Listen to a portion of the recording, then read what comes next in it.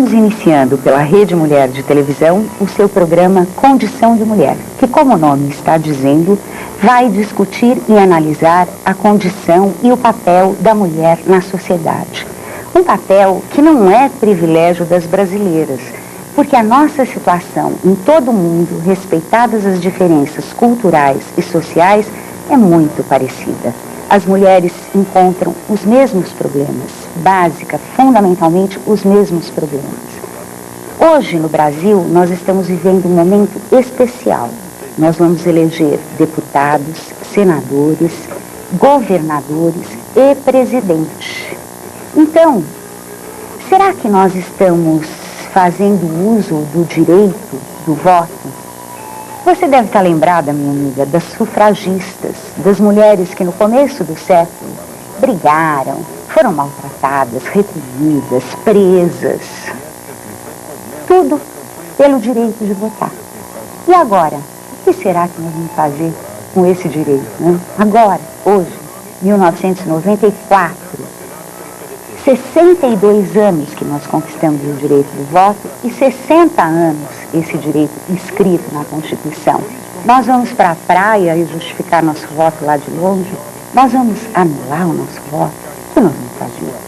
Para conversar com você sobre a conquista do direito do voto e o direito de voto da mulher, eu trouxe hoje Silvia Pimentel. Silvia, querida, é um prazer estar com você. Você acha, Silvia, que as mulheres têm hoje consciência dessa luta e dessa conquista que é o direito de votar ou não? Isabel, eu na realidade acho que uma boa parte da população não tem consciência da importância que significa votar.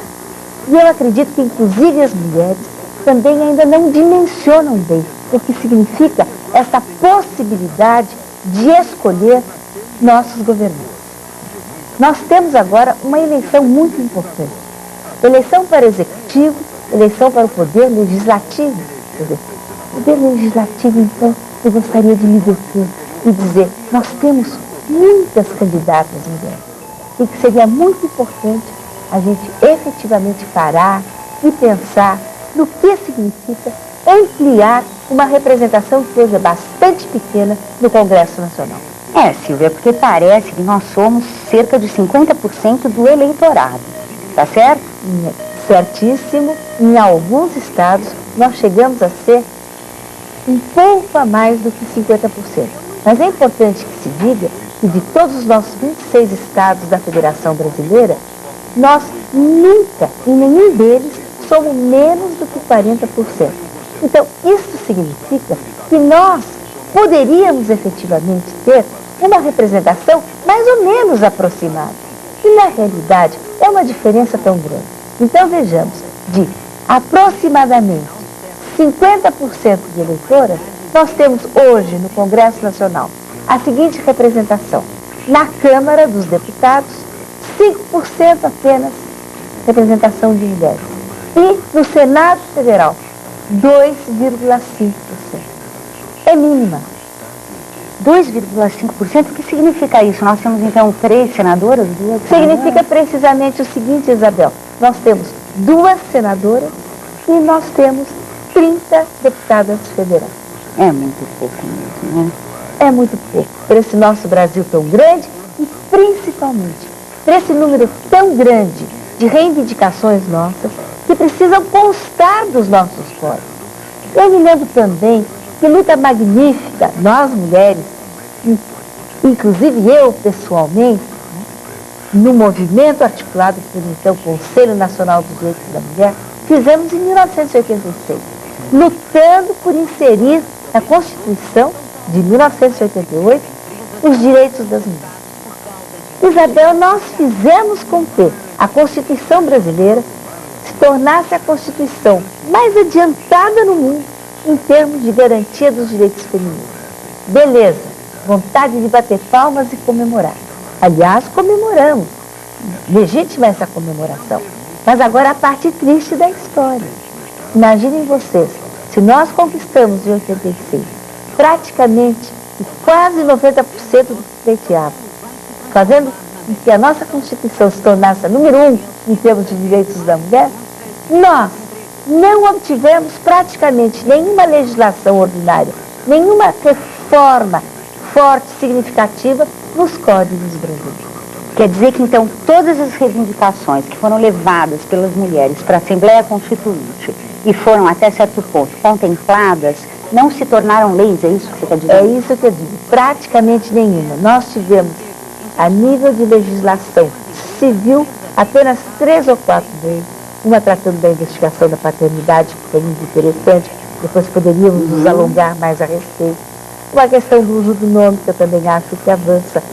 Hoje o Estatuto da Criança e do Adolescente, que eu também acho que avança, e é uma reivindicação do movimento de mulheres, esta causa da criança e dos adolescentes, né, que muito nos preocupa, mas, fundamentalmente, artigos altamente discriminatórios do Código Civil, como aquele que a gente fala, algumas pessoas que nos escutam pensam que a gente ainda está brincando.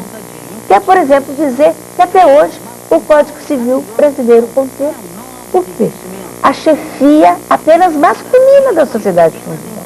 Apesar de estar estabelecido em 2 artigos da Constituição que há uma igualdade de direitos de homens e mulheres, inclusive na família. Mas então, talvez o caminho não seja esse, não é? O caminho talvez não seja simplesmente colocar no papel, legislar, brigar pela legislação ordinária que vai regulamentar a Constituição. Talvez o caminho seja muito mais o que a gente está fazendo aqui e agora, não é? Levar um pouquinho de informação para as mulheres e motivá-las, não, a votar, a participar, porque eu tenho a impressão, eu muito particularmente tenho a impressão de que são só as mulheres que têm a sua independência econômica, trabalham e participam efetivamente da sociedade, que lutam por direitos e que estão interessadas nas questões políticas e nas questões do feminismo em si. Mas eu não sei se isso é verdade. Existem dados sobre isso? Você tem algum conhecimento?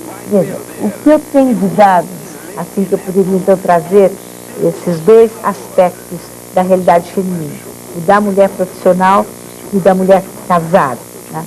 O que eu quero dizer é o seguinte... Bom, não impede que ela seja casada e profissional. Não, isso que eu quero dizer, não, mas eu quero então dizer da política, que é o dado que eu tenho.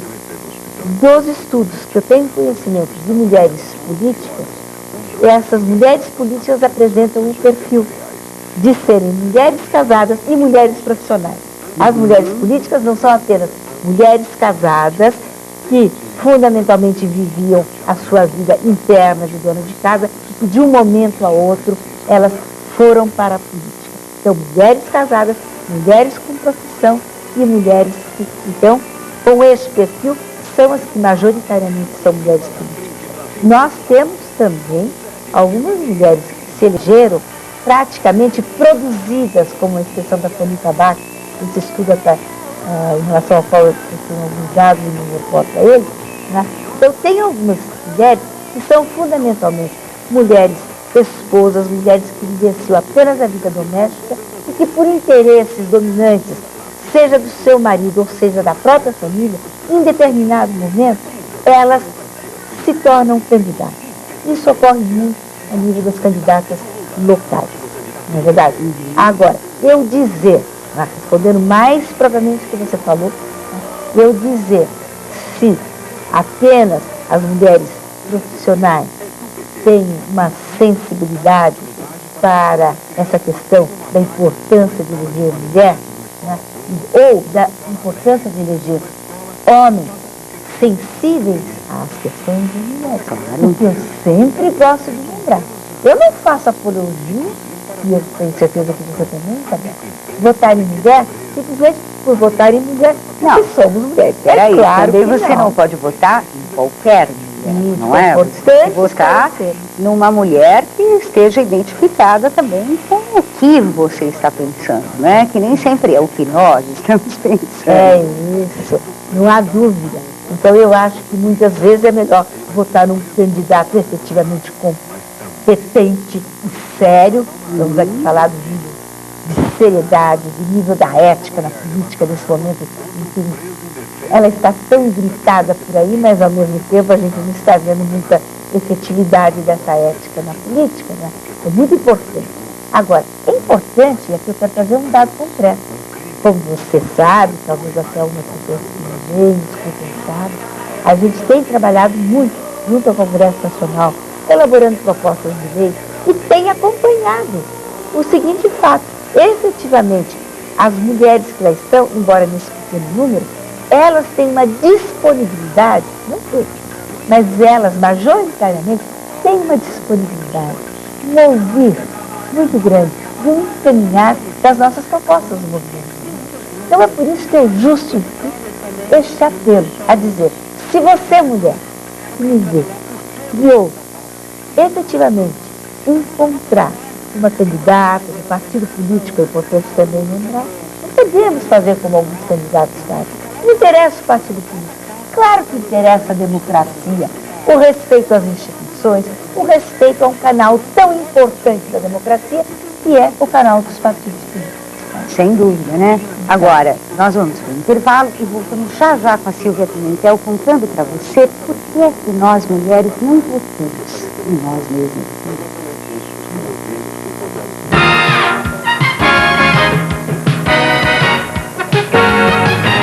A partir de agora você tem um programa feito especificamente para você, mulher.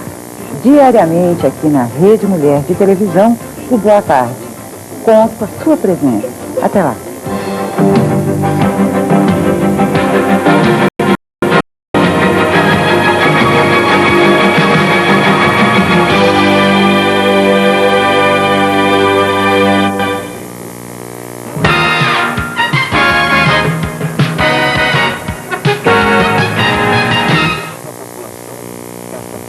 Condição de mulher, hoje discutindo o voto feminino, o direito de votar.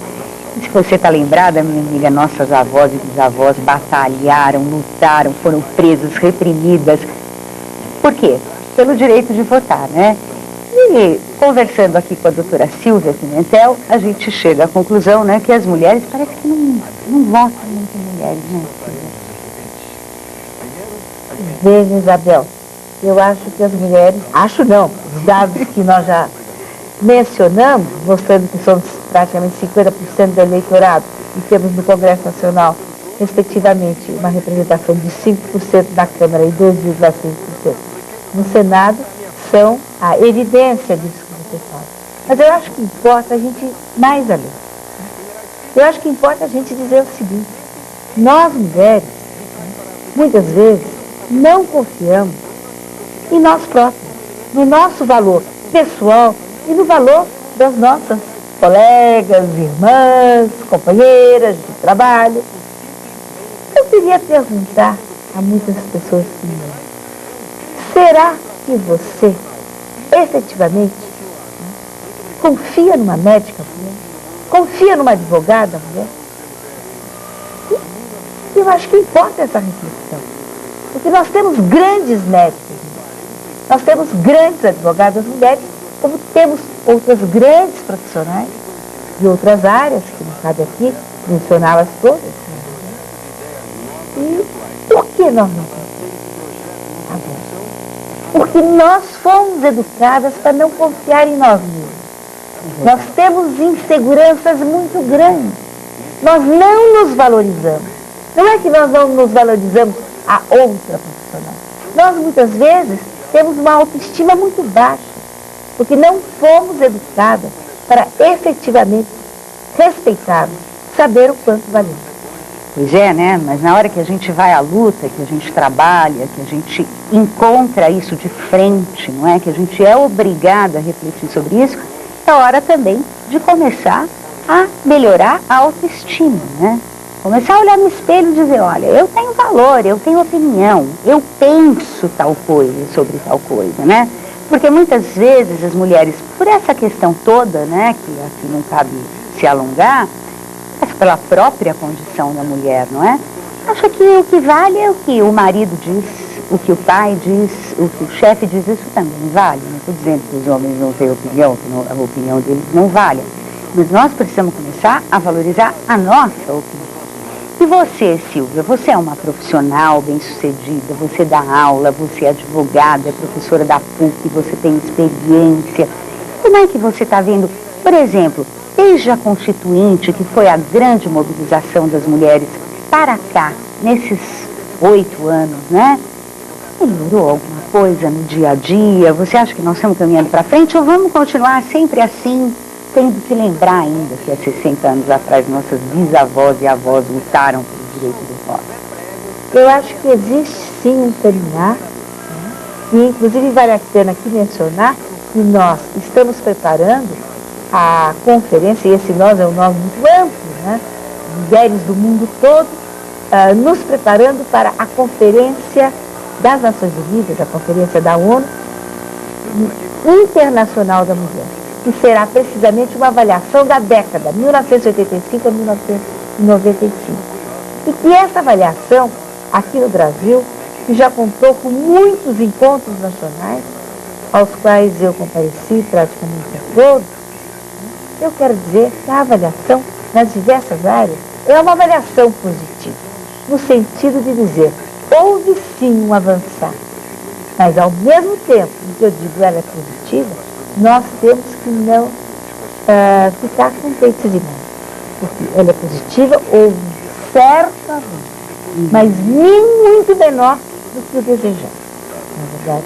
Isso na área da política, na área da profissão, na área, por exemplo, da violência em relação à mulher, que é um dos temas que eu acho que merece, é claro, todo um programa inteiro para ele, e a gente diz que avanço houve o avanço de um nível muito maior de conscientização da mulher a respeito da sua autoestima, do seu valor, e no sentido de denunciar a violência que ela padece, que ela sofre. Então, isso é inegável, porque muitas vezes a situação da violência que ocorre dentro de casa, não importa dizer isso, a maior parte da violência contra a mulher não ocorre na rua. Ela, em 90% dos casos, ou até mais, ela ocorre dentro de casa, que é o lugar onde nós mulheres deveríamos nos sentir mais protegidas, na verdade. Mas hoje a mulher está começando a enxergar que ela precisa dizer, eu tenho a minha autonomia, eu não sou apenas uma peça na engrenagem familiar, eu sou um ser humano, eu tenho direitos humanos que têm que ser respeitados por todos, inclusive pelo meu companheiro, pelo meu marido, pelo meu pai, pela minha mãe, pelo meu cunhado. Mas isso é muito difícil para a mulher ainda, devido a toda essa bagagem, né, que ela traz desde pequena. Aliás, nós vamos discutir isso essa semana também, que é a questão da educação diferenciada, que cria os meninos para serem agressivos, escolherem seu candidato, votar e tal, e as meninas para serem passivas, brincar de boneca, essas coisas todas. Nós também vamos discutir. Silvia, eu gostaria então que você deixasse a sua mensagem final para as nossas telespectadoras nessa estreia do Condição de Mulher. Em primeiro lugar, eu quero cumprimentar essa rede de TV, essa TV Mulher, pela magnífica ideia de trazer aqui Isabel Vasconcelos para coordenar esse trabalho. E eu quero dizer que estou fazendo isso de uma maneira formal, né? Conheço Isabel de longa data. Conhecemos nós, mulheres do movimento de mulheres, de longa data dela.